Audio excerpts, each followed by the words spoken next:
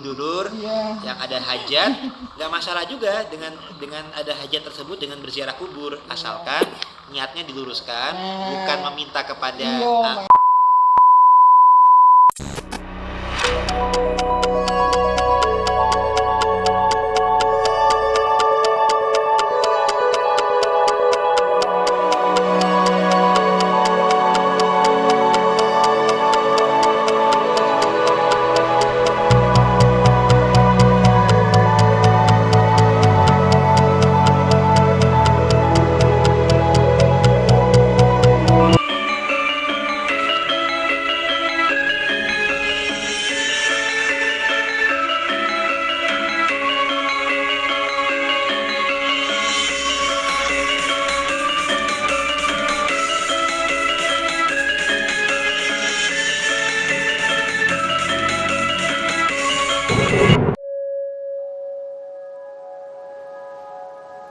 masuk ini nih YouTube. Iya dong. Masa kita sama IT nggak pernah YouTube ya? Kamu udah bikin YouTube sendiri. Sekarang ini nih, tanya nih, ziarah apa hukumnya meminta? Ada gini ya, memang dalam Islam ini ada dua mazhab. Jadi kalau dalam mazhab yang ibaratnya lebih ke arah Wahabi, itu dianggapnya ya intinya gini sebenarnya. Meminta kepada selain Allah ya, itu pada dasarnya inamal amalu biniat. Jadi yang nggak boleh itu kalau kita itu seakan-akan meminta langsung kepada seseorang, itu niatnya bahwasanya orang lain tersebutlah yang punya kuasa. Tapi kalau misalkan dalam Islam yang satu lagi sifatnya tawasul, itu boleh meminta sesuatu tapi dengan dasar perantara wasilah. Nah, jadi itu ibaratnya kalau kita misalkan punya hajat kepada orang tua kita, kepada dokter, kalau kita berobat, itu kalau misalkan kita mau mengetahui bahwasanya yang menyembuhkan kita tetap Allah, tetap Tuhan. Yang memberi rezeki kepada kita tetap Tuhan, tapi melalui perantara-perantara. Perantara itu bisa bos kita, misalkan minta duit dong apa gimana, atau orang tua kita, atau dokter kita, itu boleh asalkan niatnya benar gitu. Kalau niatnya salah, seakan-akan yang menyembuhkan kita adalah obat atau dokter, yang menyembuhkan kita, yang ngasih kita rezeki adalah orang tua saja, itu yang nggak boleh. Nah, makanya ulama ini ada dua metode. Kalau metode yang Wahabi, karena takut umat itu terkena syirik, sehingga mereka langsung tegas itu jangan gitu. Kalau yang sudah mengetahui niat baiknya, nggak masalah sebenarnya. Jadi termasuk ketika kita berziarah kubur, ketika kita bersilaturahim, ya sama saja kita kepada orang tua atau kepada dokter kita punya hajat, nggak masalah. Yang penting kita tahu bahwasanya hajat kita terkabul tuh bukan karena sekedar dokternya itu hebat, bukan sekedar obatnya manjur, tapi sebenarnya karena izin dan kuasanya Allah. Nah, kalau kita sudah mengetahui itu, bahwasanya memang Allah itu dalam aliran yang satu lagi nih, itu memang memperbolehkan, ada wasilah-wasilah yang diperbolehkan. Jadi mengambil perantara itu bisa dari berperantara dengan amal soleh kita, berperantara dengan nama-nama Allah, berantara dengan kekasih-kekasih Allah, berperantara dengan orang tua. Jadi doa yang paling makbul dari orang tua. Jadi kita berziarah kubur itu sama saja kita sebenarnya minta doa daripada orang tua kita. Nah, baik masih hidup maupun sudah meninggal sama saja. Jadi kayak misalkan kita ke orang tua kita, tolong doakan saya Bu, kasih itu nggak masalah. Yang pasti kan yang mengabulkannya tergantung Allah. Nah, begitu juga ketika kita berziarah kubur, kalau itu para sesepuh kita tidak ada masalah kalau kita minta didoakan. Yang tidak boleh adalah berdoa kepadanya, itu yang nggak boleh. Jadi jadi seakan-akan orang ini memiliki kekuatan sehingga bisa mengabulkan. Yang tetap bisa mengabulkan tetap Tuhan. Sama kepada orang tua itu ya kita minta didoakan. Nah, jadi emang ibaratnya kalau para ulama yang mazhab yang satu, khawatirnya orang itu musyriknya di situ, memintanya kepada orang tersebut. Nah, padahal kalau misalkan kita bisa meluruskan niat, nggak ada masalah. Gitu. Sama saja kita bersilaturahmi pada orang tua kita, ada kebutuhan minta didoakan, itu nggak ada masalah. Nah, tapi karena ini sifatnya adalah ijtihad, bila mana benar pahala dua, salah pahala satu, kita saling menghormati lah. Aliran Islam kan ada berbagai macam, tapi intinya kadang-kadang yang satu itu jangan saling menyesatkan gitu, karena Yang pasti kita sama-sama memahami bahwasanya ini emang ada dua pandangan, tapi pada dasarnya namanya tawasul, namanya tabaruk, ngalap berkah, namanya ziarah kubur. Kalau dalam pandangan Islam yang satu lagi, yang Ahlussunnah wal Jamaah, bahkan dalam masalah Ahlul Bait tidak ada masalah. Yang penting kita meluruskan niatnya, gitu. Yang sedangkan kalau yang satu lagi ya, kalau bisa jangan langsung mudah menyalahkan yang lain, karena masing-masing punya dalil, punya dasar, gitu. Karena termasuk Rasulullah sendiri pun juga mengajarkan tawasul. Bahkan sahabat Rasul seperti Sayyidina Umar bin Khattab pun ketika lagi ada pacaklik, ya ziarah ke makam Rasulullah juga. Jadi bertawasul kepada Rasul. Nah, artinya minta kepada Allah melalui perantara Rasul, nggak ada masalah. Termasuk kita bersolawat. Nah, dan solawat, dalam sholat aja kita kan senantiasa bersolawat juga. Jadi nggak cuma kepada Allah, beribadah hanya kepada Allah, tapi kita berperantara kenal Tuhan kan melalui Nabi Muhammad. Makanya ada solawat. Bahkan salah satu kuncinya doa itu melalui solawat. Jadi bahkan ibaratnya kalau dalam ajaran Islam diajarkan tuh doa kita itu akan mentok di langit itu nggak bakal nyampe, kecuali terbukanya kunci doanya itu adalah dengan solawat. Nah, solawat pun sebenarnya kita berperantara melalui wasilahnya Rasulullah, gitu.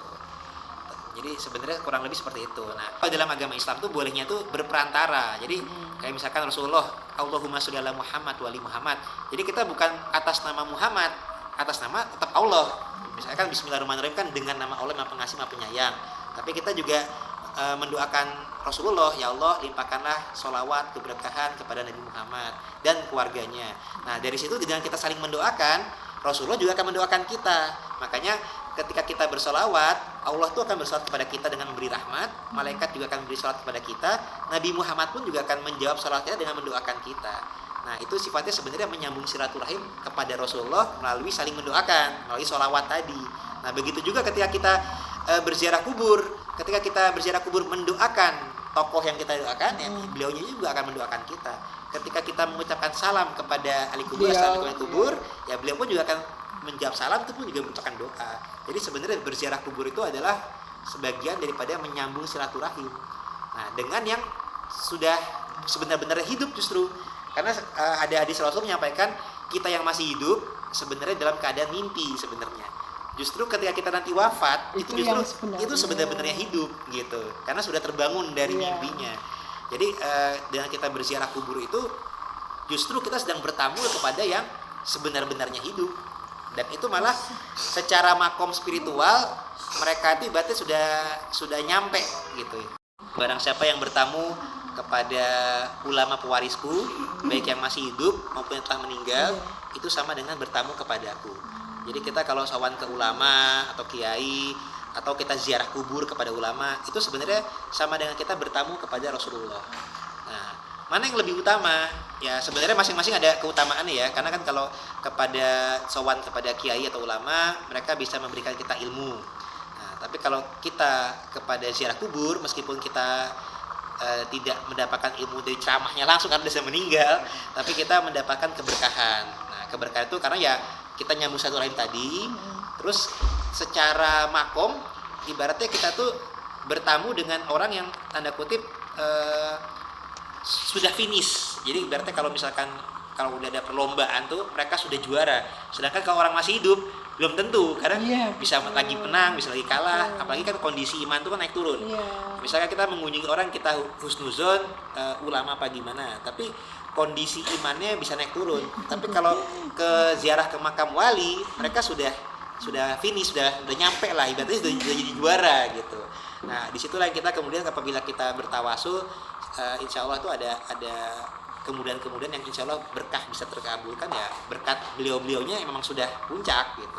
Kalau kita minta doa kepada seorang yang masih hidup, iya kalau kondisi imannya lagi naik gitu, kita nggak pernah tahu gitu. Levelnya kan beda-beda. Kalau lagi turun, nah walau alam. Tapi kalau beliau itu sudah nyampe gitu. Sudah istilahnya sudah hatamnya itu udah di sana. Tapi bagusnya ada bagusnya kita bersilaturahim.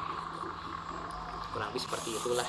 Tapi kalau ada perasaan yang lebih dalam satu sarean kayak saya tadi cerita, kenapa saya yang di 4 sunan itu tidak merasakan sesuatu yang mengharukan, kenapa saat di Sunan Gunung itu sangat mengharukan, itu termasuk apa, Mas?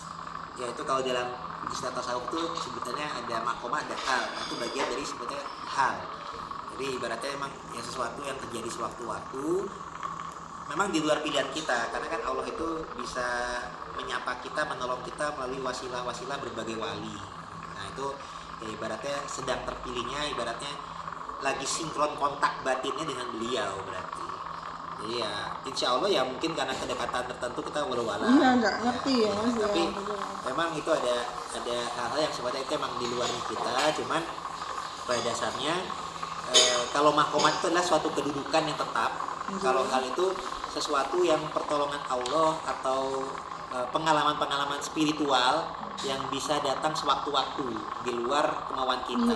Nah, itu terkadang itu ibaratnya juga biasanya seperti itu, ada tokoh wali yang sifatnya sedang memberikan tanda kutip berbagi berkah lah gitu kepada panjenengan. Nah itu ya alhamdulillah yang dari Sunan Bonang itu ya insya Allah ada pemberian berkah kepada panjenengan gitu Mbak Ayu. Walaupun Kita nggak tahu ini ya, walaupun kita meminta, karena pada dasarnya kan tadi meskipun nggak minta, tapi kan panjenengan mendoakan mereka. Nah, ketika mendoakan mereka kan mereka juga akan balas mendoakan. Jadi jangan kita sangka beliau tuh wafat itu benar-benar wafat. Iya. Namanya sare kan, sare. Dan mereka justru hidup di alamnya, hanya beda alam saja. Di alam beda dimensi lah ibaratnya. Kalau zaman sekarang nyebutnya orang dimensi. Hanya sekedar dimensinya yang beda. Sebenarnya mereka malah justru lebih hidup dibandingkan kita. Alamnya sudah lebih. Jadi justru ketika kita berziarah kepada mereka itu mereka sudah sebenar-benarnya hidup. Kalau kita hidupnya di alam mimpi ibaratnya. Kalau Rasulullah menyampaikan perumpamaan tuh hidupnya kita justru di alam mimpi. Ketika mereka itu sudah hidup sebenar-benarnya hidup justru. Karena kayak kita misalkan dalam mimpi aja kita kan tidur tuh kayak udah ya seperti beneran lah ya. Kita udah hidupnya jadi beneran, padahal setelah kita terbangun dari mimpi, oh ya nyata yang ini gitu. Nah sekarang ini pun kita masih di alam yang kata Rasulullah bagikan dalam mimpi. Nanti ketika kita wafat itu justru tuh yang sebenar-benarnya hidup. Sama kayak ketika kita di alam rahim, kita hidup cuman kan terbatas gerakannya, nggak bisa macam-macam. Ketika di alam dunia ini kita udah lebih bebas lagi. Nanti ketika kita pindah dari alam dunia ini, ya udah lebih ini lagi, tingkat dimensi kehidupannya sudah lebih tinggi lagi dibandingkan yang sekarang. Perasaan kita saat kita ziarah itu memang kita nggak pernah meminta ya Mas ya. Jadi itu pilihan. Nanti kata juga andai kata ada saudara lain yang punya hajat pun nggak masalah gitu. Jadi yang penting diluruskan niatnya. Jadi kalau panjenengan nggak mau minta ya nggak masalah juga. Tapi suatu ketika ada dulur-dulur yang ada hajat, nggak masalah juga dengan ada hajat tersebut dengan berziarah kubur, asalkan niatnya diluruskan, bukan meminta kepada penghuni kubur, mintanya tetap kepada Allah. Tapi kalau punya hajat nggak masalah, minta didoakan juga nggak masalah, karena emang beliau itu memang memiliki karomah, kalau yang ulama atau yang wali gitu ya. Kecuali kalau kita agamanya Islam, berziarah kuburnya ke makam yang mana itu baru nggak boleh gitu. Tapi artinya kita ada jalurnya, kita ada jalur relnya, karena kan kita ada sanad begitu. Jadi kalau misalkan yang nggak boleh itu kita muslim tapi ziarah kubur ke kelenteng atau ke itu baru beda-beda alur. Tapi kalau misalkan dengan yang sanad sejalur itu nggak masalah, karena ada keberkahan, kita menyambung silaturahim, kita minta didoakan pun nggak ada masalah. Yang penting kita mendoakan beliau, andai kata kita minta didoakan pun juga nggak masalah. Atau kita minta kepada Allah, ya Allah kabulkanlah doaku melalui perantaraan beliau, itu nggak masalah. Atau karena keberkahan beliau, karena kemuliaan beliau, tolong kabulkanlah doaku. Kita tetap kepada Allah, tapi melalui perantara beliau itu nggak masalah. Sama seperti halnya itu kalau kita sebenarnya tawasul itu juga mengajarkan kita supaya nggak sombong. Artinya kata sebenarnya Allah maha dekat, maha mengabulkan. Tapi kadang-kadang kita tuh kalau kita nggak memahami tawasul, seakan-akan tuh kalau kita tuh motong jalur. Padahal kan ada ininya kan, kita tuh kenal Tuhan juga lewat perantara Allah, perantara Nabi Muhammad, Nabi, ada perantara wali, perantara guru-guru kita, perantara para kiai. Nah itu jadi kita dengan adanya tawasul itu, kita jadi belajar menghargai tokoh-tokoh yang mengenalkan kita kepada Tuhan. Sehingga kita di situ tuh berdoa langsung kepada Tuhan, tapi tetap menyertakan tokoh-tokoh yang kita berjasa kepada kita, terutama Rasulullah melalui sholawat. Nah makanya juga kan kalau dalam Islam Aswaja ataupun Ahlul Bait, ya nggak masalah juga kita mengirimkan Al-Fatihah kepada Rasulullah, kepada para ahli kubur, kepada leluhur kita. Setelah itu baru berdoa. Jadi nggak ada masalah. Yang penting ya bukannya misalkan kalimatnya nih kalau kepada penghuni kubur, wahai kakek saya mohon kaya, bukan gitu. Nggak boleh. Yang boleh adalah wahai kakek tolong doakan saya supaya saya kaya, misalkan boleh gitu. Tapi ada yang berdoa sampai nangis-nangis, Mas. Iya. Di Sunan itu ya sampai kadang sampai histeris gitu loh. Saya pingin ini. Lebay. Wah, jadi ini tuh aku Iya. kan. Makanya jadi itu yang perlu diluruskan tuh, Iya, aku niat sama redaksinya. Jadi, sih aku. jadi kalau misalkan wahai yang Sunan, saya ada hajat ini, mohon doakan saya, itu nggak masalah. Wahai yang Sunan, atau ya Allah dengan perantara yang Sunan, tolong kabulkanlah doa-doa saya ingin ini, itu nggak masalah juga. Karena Sampai histeris loh, Mas. Sampai ada yang berdoa. yang nggak boleh, wahai Sunan, tolong kabulkan hajat saya, itu baru nggak boleh. Gitu. Jadi memang secara spiritual itu memang harus ada tatanan ya Mas ya. Iya. Tatanan kita meminta yang sebenar-benarnya kita meminta itu sama siapa sih gitu loh ya kan. Ya, saya sampaikan tadi, meminta itu kepada Allah, tapi dalam tanda kutip boleh melalui perantara-perantara. Sama kayak kita berobat, kan kita nggak ngomong ya Allah, itu kan doa kita ke Allah, tapi kita tetap menyampaikan kepada dokternya, saya ada penyakit ini segala macam, saya ingin sembuh, bagaimana resepnya, tetap. Nah itu wasilah, tetap yang menyembuhkan kita Allah, tapi melalui perantara dokter, melalui perantara obat gitu. Karena kalau tawasul ini sama sekali diapakan, kita nantinya apa-apa serba musyrik nantinya. Iya, betul. Kita berobat pun musyrik, kita bekerja pun bisa jadi musyrik nantinya. Gitu. Makanya harus ada pembatas yang jelas gitu. Jadi tetap kita ikhtiar kita pun tuh bukan karena itu merupakan wasilah juga, tawasul juga. Nah, jadi tawasul itu ya melalui ikhtiar kita, melalui pekerjaan kita pun tuh berperantara, kita mencari rizki dari Allah, tapi kan kita nggak langsung ujuk-ujuk ya Allah berikan rizki, ya Allah langsung nurunin lagi, nggak langsung. Harus ada wasilah perantaranya, kita bekerja, kita usaha atau kita macam-macam lah itu. Seperti itu. Jadi namanya tawasul itu melalui perantara. Nah, melalui perantara itu bisa melalui amal soleh kita, ya, bisa melalui nama-nama Allah kita sebut, bisa melalui minta doa kepada orang lain, ya, baik kepada orang tua, kepada ulama, kepada kiai atau termasuk di ziarah kubur itu kita minta doa kepada mereka boleh, tapi minta doa bukan minta kepada mereka. Kita ngomongnya berdoa kepada Allah dengan perantara walimu, tolong kabulkan hajat saya, dengan perantara nabimu, tolong kabulkan hajat saya, itu nggak masalah karena mintanya tetap kepada Allah. Gitu. Jadi kalau di Islam itu ada kebutuhan dengan makhluk-makhluk Allah, tapi kita harus ingat tuh kalau tawasul itu tetap ujung-ujungnya itu Allah gitu. Iya. Saya Jadi kalau dapat jodoh juga karena ziarah. Saya doa minta. Oh gitu. Karomah. Mintanya tapi lengkap ya. Enggak, saya cuma minta jodoh yang terbaik dari Allah secepatnya dalam waktu gitu. dekat. Waktu Oh, ziarah bener-bener lengkap. secepatnya. Iya. Oh. Jadi Soalnya memang katanya kalau berdoa minta jodoh itu harus lengkap, Mbak. enggak. Saya pokoknya dengan Udah dapetnya keyakinan. Setelah jadi hari Sabtu saya Berarti berangkat. minta ya Mbaknya ya? Minta. Mbak. Alhamdulillah. Ketika memang itu keyakinan dan kembali kepada niat itu kan Iya, tawasul kan. niat itu. Saya pun begitu waktu minta jodoh. Saya kan itu saya lagi dilematis lah, apalagi dengan kondisi saya tuh usia udah lumayan, sampai papa saya selalu nahan, ini kenapa gitu kan, papa saya semua tuh ditolak gitu. Terus sedangkan usia saya kan udah lumayan, terus saya berdoa tuh diajak ziarah ke Sunan Gunung Jati, padahal waktu itu saya lagi datang bulan, tapi udah mau selesai, cuma saya nggak langsung masuk karena kan dari suami ikut juga suami kan waktu itu di waktu ziarah itu belum jadi sama-sama suami dulu. belum jadi suami, jadi kita satu pengajian Masih pandang-pandangan ya. iya satu pengajian Lirik-lirik. Boleh juga tuh. iya posisinya tapi dia udah punya calon, saya udah punya calon, dia putus, saya Yang penting kan putus. belum ada janur Nah itu dia mungkin. Iya, jadi jam 2 malam itu saya disuruh sama istrinya guru ngaji saya itu untuk naik ke atas gitu kan, untuk berdoa ke situ, bertawasul kepada para wali. Saya langsung semua pada selesai, baru saya belakangan. Itu saya di tangga di bawah kan, beliau makamnya paling atas gitu di Sunan Gunung Jati itu saya dibawa, terus saya dengan keyakinan saya terus minta ke Allah, ya Allah mudah-mudahan dengan wasilah para wali yang engkau cintai, para orang-orang suci yang kau terpilih gitu, orang pilih, mudah-mudahan hajat saya, doa saya ingin mendapatkan jodoh yang terbaik pilihanmu dalam waktu dekat, semoga engkau kabulkan gitu. Saya niat mintanya itu aja, nggak betul-betul cepet. Jadi setelah saya selesai turun subuh, saya ditanya sama guru ngaji saya, mau nikah nggak? Hah? Secepat itu? perasaan aku lama loh ngomongnya gitu.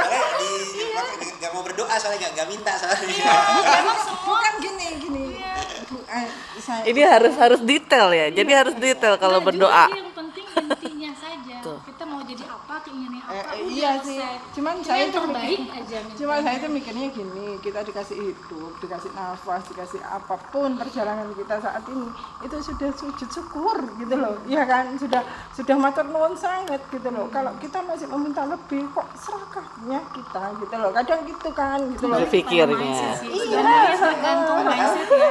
Karena Padahal gini ya. sebenarnya Iya, dalam agama Islam itu justru kita diperintahkan buat berdoa. Iya. Diperintahkan. Jadi justru kalau kita itu doa itu malah otaknya ibadah. Iya.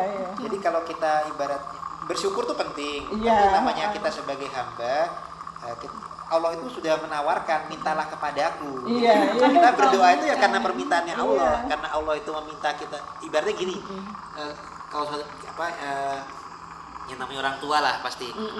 Kadang-kadang kalau anak itu minta tuh malah senang untuk bisa mengasih. Atau Iya. misalkan kita punya orang tua kita kalau minta dan kita bisa ngasih, itu kita malah senang. Nah, begitu Apalagi juga kalau Allah itu detail. senang kalau misalkan hambanya minta itu senang, saking baiknya Allah gitu. Nah, terkadang Allah jadi minta aja kepada Allah. Cuman Allah juga lebih tahu mana yang terbaik pada Iya, kita. Jadi kalau minta saja, karena dengan permintaan tersebut tuh menjalin hubungan dengan Saya minta, dia juga minta. Kata gitu, tapi saya nggak tahu ya. dan Wujudnya jangan tuh di mind block karena kalau Iya. kita misalkan nggak mau minta sesuatu itu malah membatasi. Iya. Sebenarnya enggak. Tidak mau bukan gini ya Mas ya, bukan saya itu egois nggak mau minta, enggak gitu loh. Cuma rasa bersyukur kita, Iya. ya kan yang tadi yang Sikap dengan qanaahnya itu sebenarnya. Iya. Cukup dengan apa yang sudah ada. iya, apa yang kau ujikan sama aku Iya. itu aku sudah terima kasih sekali, Iya. kadang gitu loh. Karena dari ujian, dari masalah yang ada itu kan itu sangat-sangat pengalaman yang sangat berharga banget gitu loh. Kayak kita nih, kita punya anak, dan anak-anak beda-beda. Ada tuh anak yang memang dikasih apa aja nerimo, Iya. karena dia udah seneng. Itu orang tuh juga seneng, tapi ada juga anak yang manja. Iya, mintanya. Oh ini. Malah itu orang tuh lebih seneng juga, karena apa? Memberikan sesuatu yang membuat dia lebih bahagia. Karena kalau kita ngasih hanya secara general, hanya kebahagiaan kita, tapi akan bertambah berkali lipat ketika memberikan sesuatu yang dia sukai lebih nilainya beda gitu. Misalkan anak nomor 1 nggak minta apa-apa, udah nerima apa yang kita Iya, kasih. Anak nomor 2 dia punya Maunya keinginan macam-macam. gitu ya, dia punya impian bahwa saya tuh pengen begini, tapi kalau saya dapat ini saya akan mendapat kebahagiaan ini, saya mendapat ini, dia udah punya rancangan gitu, akan begini, jadi dia minta. Nah ketika ini harganya sekian misalkan gitu, nah ketika ada rezeki kan orang tua tuh apa yang kamu mau, ayo minta sama ibu bapak gitu. Nah ketika kamu apa, terserah ibu deh apa aja, kan kita bingung apa yang buat dia suka ya, yaudah deh terserah dia gitu, yaudah kita ngasih apa yang kita inginkan, terserah kamu misalkan apa. Ini lebih detail, mah aku pengen beli ini loh, sepeda atau motor, harganya sekian, tapi kalau ini aku maksudnya mau begini, aku akan lebih bahagia banget kalau ini tercapai loh mah gitu. Emang ini kita punya uang lebih kan, ya karena dia kan kebahagiaan kita adalah kebahagiaan anak, kebahagiaan orang tua. Ketika kita memberikan kebahagiaan pada anak itu double. Jadi ketika dibanding anak yang hanya mintanya terserah gitu, itu senang juga, kita kasih juga gitu. Secara umum terserah dia mau beli apa. Cuma kan nilainya beda.